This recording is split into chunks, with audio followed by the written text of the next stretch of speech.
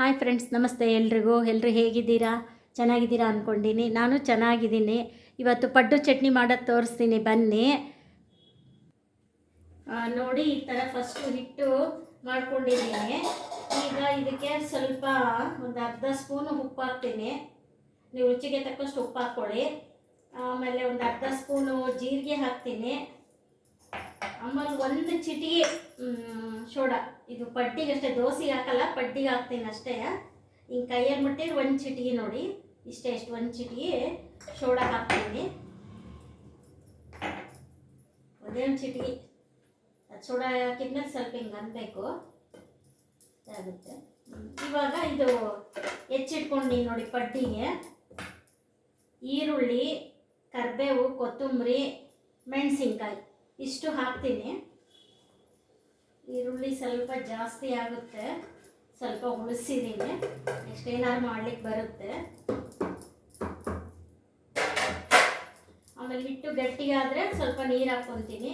ಒಂದು ಚಿಟಿಕೆ ಅರಿಶಿನ ಪುಡಿ ಹಾಕ್ತೀನಿ. ಸ್ವಲ್ಪ ಗಟ್ಟಿ ಅನ್ನಿಸ್ತದೆ, ನೀರು ಹಾಕ್ತೀನಿ.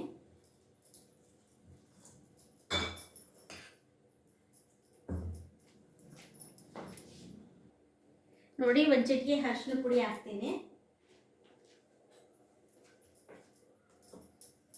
ಫಸ್ಟ್ ಏನಾರ ಪುಡಿಗಳು ಹಾಕಿದರೆ ಫಸ್ಟ್ ಮೇಲೆ ಅನ್ಬೇಕ್ರಿ, ಅವಾಗ ಎಲ್ಲ ಕಡೆ ಆಗುತ್ತೆ. ಈ ಥರ ಫಸ್ಟ್ ಮೇಲೆ ಅನ್ಬಿಟ್ಟು ನೋಡಿ, ಎಲ್ಲ ಕಡೆ ಆಯಿತು. ಆಮೇಲೆ ಹಿಂಗೆ ಕಲಿಸ್ಬೇಕು. ಇಷ್ಟು ಗಟ್ಟಿ ಸಾಕು. ನೀರು ಗಟ್ಟಿ ಇತ್ತು, ಸ್ವಲ್ಪ ನೀರು ಹಾಕಿದ್ದೀನಿ. ಇವಾಗ ಇಷ್ಟು ಗಟ್ಟಿ ಸಾಕು. ಇದು ಎತ್ತಿಡ್ತೀನಿ. ನೆಕ್ಸ್ಟು ಇದು ನೋಡಿ, ಈಗ ಹಂಚಿಗೆ ಎಣ್ಣೆ ಹಾಕಿಟ್ಕೊಂಡಿದ್ದೀನಿ, ಕಾಸಾಕಿಡ್ತೀನಿ. ನೆಕ್ಸ್ಟು ಆಮೇಲೆ ಚಟ್ನಿಗೆ ಏನೇನು ಬೇಕು ಅಂದರೆ, ಕಾಯಿ ಚಟ್ನಿ ನೋಡಿ,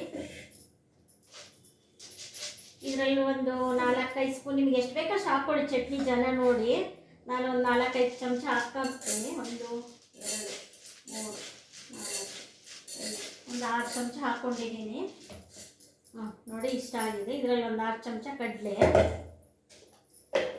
ಕಾಯಿ ಚಟ್ನಿಗೆ ಯಾವಾಗಲೂ ಜಾಸ್ತಿ ಇರಬೇಕ್ರಿ, ಚೆನ್ನಾಗಿರುತ್ತೆ ಇದು ಕಡಲೆಗಿಂತ. ಇವಾಗ ಕಾಯಿ ಹಾಕ್ತೀನಿ ನೋಡಿ. ಹಸಿ ಶುಂಠಿ ಸ್ವಲ್ಪ ಕಟ್ ಮಾಡ್ಕೊತೀನಿ, ಬೆಳ್ಳುಳ್ಳಿ, ಮೆಣಸಿನ್ಕಾಯಿ, ಕರಿಬೇವು, ಕೊತ್ತಂಬರಿ ಆಮೇಲೆ ಹಾಕ್ತೀನಿ. ಆಮೇಲೆ ಉಪ್ಪು ಹಾಕ್ತೀನಿ ಚಟ್ನಿಗೆ. ಒಂದು ಅರ್ಧ ಸ್ಪೂನ್ ಉಪ್ಪು ಹಾಕಿರ್ತೀನಿ. ರುಚಿಗೆ ತಕ್ಕಷ್ಟು ಉಪ್ಪು ಖಾರ ಹಾಕ್ಕೊಳ್ಳಿ. ನೆಕ್ಸ್ಟ್ ಇದು ಶುಂಠಿ ಕಟ್ ಮಾಡಿ ಹಾಕ್ಕೊಂಡು ಲಾಸ್ಟಿಗೆ ಕೊತ್ತಂಬರಿ ಹಾಕ್ಕೊತೀನಿ. ಚಟ್ನಿ ಮಾಡ್ಕೊಂಬರ್ತೀನಿ ಇವಾಗ. ನೋಡಿ, ಇವಾಗ ಕೊತ್ತಂಬರಿ ಹಾಕ್ಕೊತೀನಿ. ಇದು ಕೊತ್ತಂಬರಿ ಹಾಕ್ಕೊತೀನಿ ಇವಾಗ. ನೋಡಿ, ಚಟ್ನಿ ಇಷ್ಟು ರೆಡಿ ಆಯಿತು. ನೆಕ್ಸ್ಟ್ ಪಡ್ ಮಾಡೋಣ.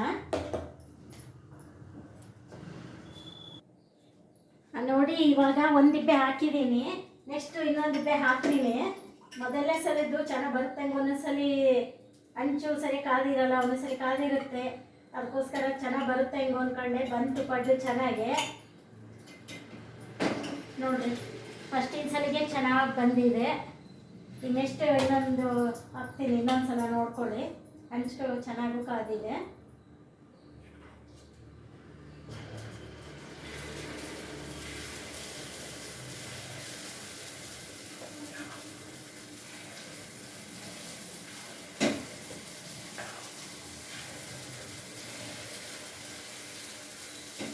ಈ ಥರ ಹಾಕ್ಬಿಟ್ಟು ಮುಚ್ಚಬೇಕ್ರಿ ಇದನ್ನು. ಪ್ಲೇಟು ಮುಚ್ಚಿ ಬೇಯಿಸ್ಬೇಕು 1-2 ನಿಮಿಷ.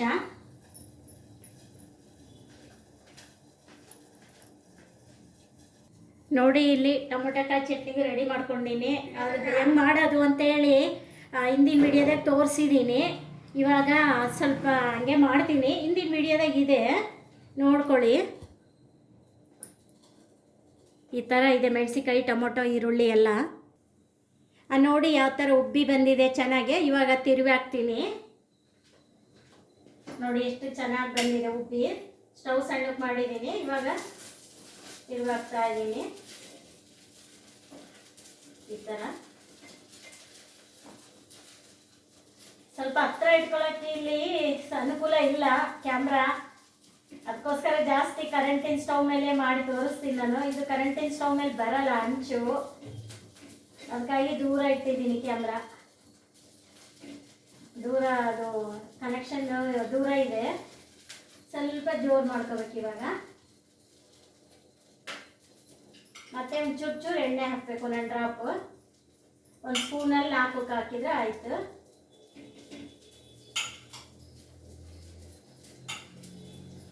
ಎಣ್ಣೆ ಇವಾಗ ಜಾಸ್ತಿ ತಿನ್ನಬಾರ್ದು ಅಂತಾರೆ, ಆದರೂ ಕೆಲವೊಂದಕ್ಕೆ ಎಣ್ಣೆ ಇದ್ದರೆ ಚೆನ್ನಾಗಲ್ವಾ, ಅದಕ್ಕೋಸ್ಕರ. ತಿರುಗಾ ತಿಂದಲ್ಲಿ ಏನು ಮುಚ್ಚೋದು ಬೇಕಾಗಲ್ಲ ಪಡ್ಡಿಗೆ.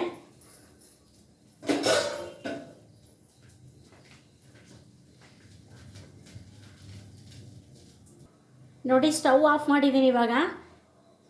ಚೆನ್ನಾಗಿ ಬೆಂದಿದೆ ನೋಡಿ, ಹೆಂಗೆ ಗರಿ ಗರಿ ಆಗಿದೆ ನೋಡಿ ಅಲ್ವಾ. ನೋಡಿ 2 ಕಡೆಗೂ ಎಷ್ಟು ಚೆನ್ನಾಗಿ ಬೆಂದಿದೆ ನೋಡಿ.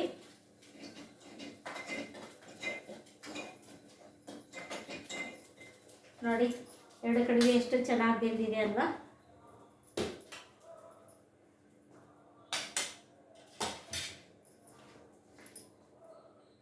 ನೋಡಿ ಈ ಥರ ಪಡ್ಡು ತೆಂಗಿನಕಾಯಿ ಚಟ್ನಿ ಎಲ್ಲ ಮಾಡಿಕೊಂಡು ಲೈಕ್ ಮಾಡಿ, ಶೇರ್ ಮಾಡಿ, ಸಬ್ಸ್ಕ್ರೈಬ್ ಮಾಡಿ.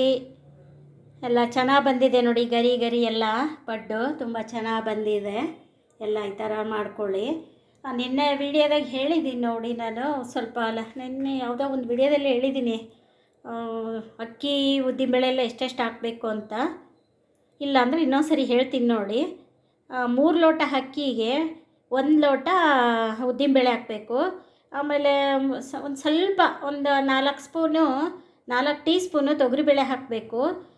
2 ಟೀ ಸ್ಪೂನ್ ಮೆಂತ್ಯ ಹಾಕಬೇಕು. ಒಂದು ಜಾಮೂನ್ ಬಟ್ಲು ಅನ್ನ ಹಾಕಬೇಕು. ಇದು ತುಂಬ ಚೆನ್ನಾಗಿರುತ್ತೆ ನೋಡಿ ಈ ಥರ ಮಾಡಿಕೊಂಡು. Thank you.